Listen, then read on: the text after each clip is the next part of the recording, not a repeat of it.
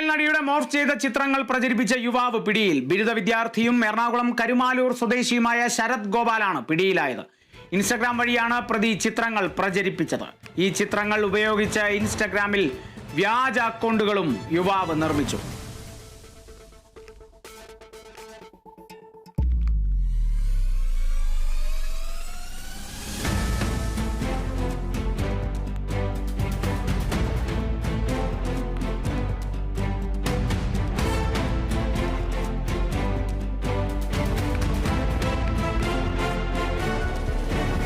സമൂഹമാധ്യമങ്ങളെ തെറ്റായ രീതിയിൽ എങ്ങനെ ഉപയോഗിക്കാം എന്നുള്ളതിനൊരു ഉദാഹരണം കൂടിയാണ് ഇപ്പോൾ വ്യക്തമാകുന്നത്.